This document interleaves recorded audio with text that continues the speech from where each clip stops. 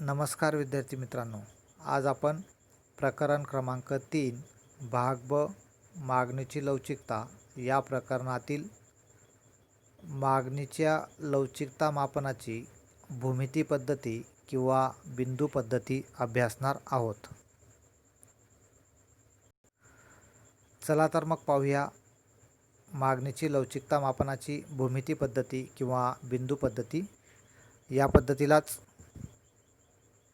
इंग्रजीत dot method किंवा geometric method असेही म्हटले जाते।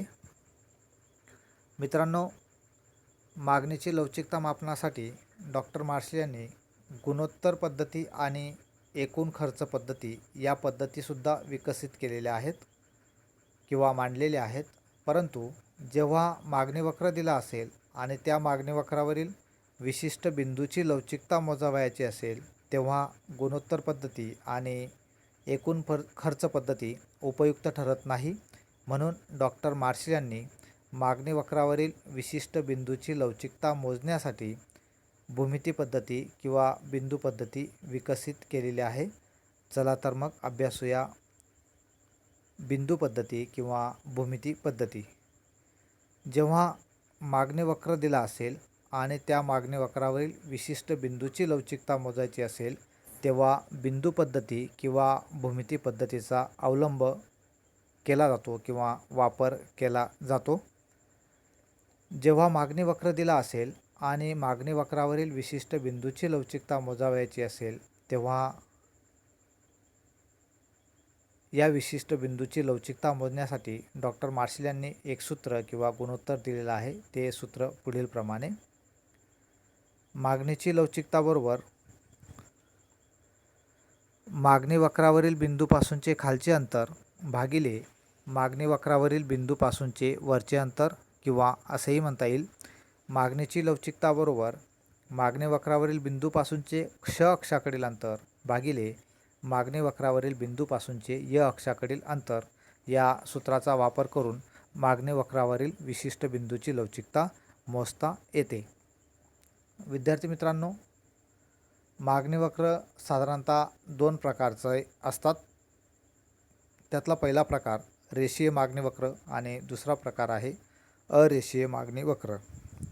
रेषीय मागणी वक्र म्हणजे जेव्हा मागणी वक्र हा रेषीय किंवा सरळ रेषेच्या स्वरूपात असतो तेव्हा त्या मागणी वक्राला रेषीय मागणी वक्र असे म्हणतात। अरेषीय मागणी वक्राचा अभ्यास आपण पुढे करणारच आहोत। जेव्हा रेषीय मागणी वक्र दिला असेल तेव्हा रेषीय मागणी वक्र हा य अक्षावर म बिंदूपर्यंत आणि क्ष अक्षावर म4 बिंदूपर्यंत वाढविता येतो। म्हणजेच हा मागणी वक्र य अक्षाला म बिंदूत छेदतो तर क्ष अक्षाला म4 या बिंदूत छेदतो। बिंदू पद्धतीद्वारे किंवा बिंदू पद्धतीच्या सहाय्याने मागणी वक्रावरील वेगवेगळ्या बिंदूंची लवचिकता कशी मोजावायची याचा अभ्यास करण्यासाठी आपण एक आकृती पाहूया। चला तर मग अभ्यासूया बिंदू पद्धत म्हणजेच रेषीय मागणी वक्र। आकृती 3.14 पहा। आकृतीत अय अक्षावर वस्तूची किंमत तर अक्ष अक्षावर वस्तूची मागणी दर्शविलेली आहे। म4 हा रेषीय मागणी वक्र असून तो य अक्षाला म बिंदूत तर क्ष अक्षाला म4 या बिंदूत छेदतो किंवा स्पर्श करतो। मागणी वक्रावर म1, म2, म3 असे वेगवेगळे बिंदू दिलेले आहेत। तर मग या वेगवेगळ्या बिंदूंच्या मागणीची लवचिकता कशी मोजावायची याचा अभ्यास करूया। सर्वप्रथम पाहूया म2 या बिंदूची मागणीची लवचिकता। मित्रांनो, जेव्हा मागणी वक्रावरील बिंदू हा बरोबर मध्यभागी असेल किंवा मागणी वक्रावरील बिंदू हा मागणी वक्राचे समान दोन भागांमध्ये विभागणी करत असेल तर अशा वेळेला या मागणी वक्रावरील बिंदूची मागणीची लवचिकता ही 1 असते। समजा म4 या मागणी वक्राचे अंतर 8 इतके आहे. मग ते सेंटीमीटर असेल किंवा इंचेस असेल, काही असो, परंतु 8 इतके आहे असे गृहीत मानूया. मग म2 या बिंदूची लवचिकता बरोबर आपले सूत्र आहे मागणी वक्रावरील बिंदूपासूनचे खालचे अंतर भागिले मागणी वक्रावरील बिंदूपासूनचे वरचे अंतर. तर मग म2 या बिंदूची लवचिकता बरोबर म2 हा बिंदू मागणी वक्रावर बरोबर मध्यभागी आहे, म्हणजेच मागणी वक्राचे समान 2 भागांमध्ये विभागणी करतो. तर खालचे अंतर हे 4 इतके येईल. म2 म4 हे अंतर 4 आहे. तर म2 हे अंतरसुद्धा 4 आहे. म्हणून 4/4 बरोबर उत्तर येईल 1. म्हणजेच जेव्हा मागणी वक्रावरील बिंदू हा बरोबर मध्यभागी असेल तेव्हा मागणीची लवचिकता 1 असते. यालाच एकक लवचिक मागणी असे म्हणतात. आता म3 या बिंदूची लवचिकता पाहूया. जेव्हा मागणी वक्रावरील बिंदू मध्यभागाच्या खालच्या बाजूला म्हणजेच क्ष अक्षाकडे झुकलेला असेल तेव्हा मागणीची लवचिकता एकापेक्षा कमी असते. म्हणजेच म3 म4 या बिंदूचे अंतर 2 इतके आहे. तर म3 या बिंदूचे अंतर 6 इतके आहे.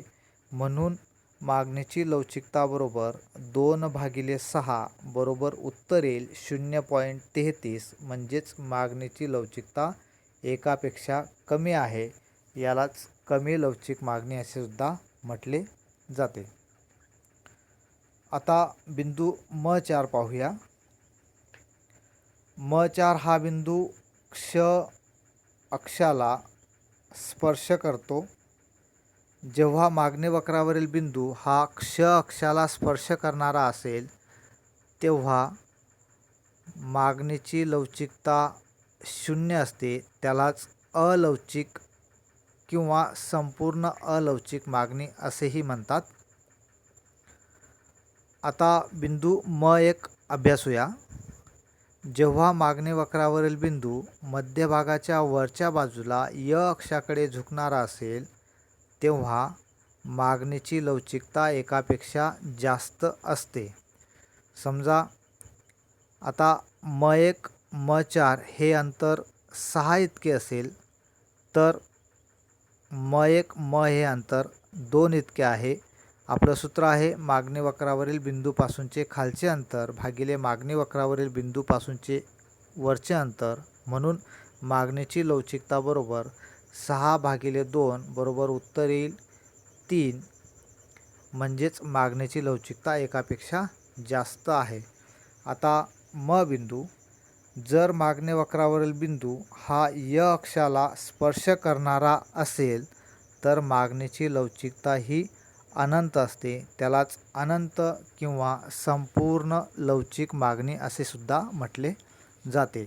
अशा पद्धतीने रेषीय मागणी वक्रावरील वेगवेगळ्या बिंदूंची या मागणीची लवचिकता कशी मोजावायची याचा अभ्यास आपल्याला करता येईल. आता दुसरा प्रकार अरेखीय किंवा अरेषीय मागणी वक्र. जेव्हा अरेषीय मागणी वक्र दिला असेल आणि त्या मागणी वक्रावरील विशिष्ट बिंदूची लवचिकता मोजावायची असेल तेव्हा त्या बिंदूतून स्पर्श करणारी एक स्पर्शरेषा काढावी. ती स्पर्शरेषा य अक्षाला क बिंदूत तर क्ष अक्षाला ब बिंदूत छेदणारी असावी.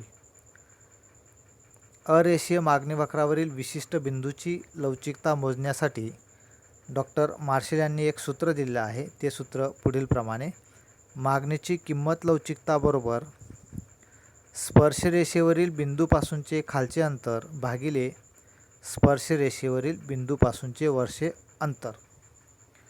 अरेषीय मागणी वक्र आकृती क्रमांक 3.15 पहा. जर आकृतीत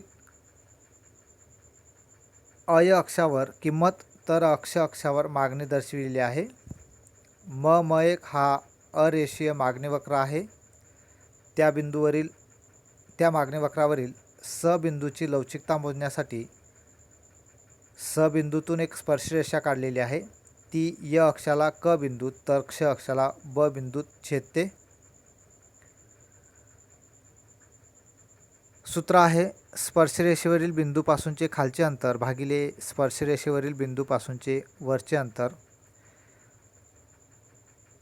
म्हणून स बिंदूची लवचिकता बरोबर स ब भागिले स क बरोबर 1. म्हणजेच स हा बिंदू मागणी वक्राच्या बरोबर मध्यभागी आहे.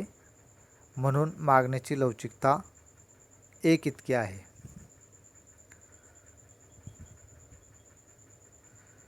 जर मागणी वक्रावरील बिंदू क्ष अक्षाकडे झुकणारा असेल तर मागणीची लवचिकता एकापेक्षा कमी असते. म्हणजेच स ब भागिले स क बरोबर एकापेक्षा कमी. जर मागणी वक्रावरील बिंदू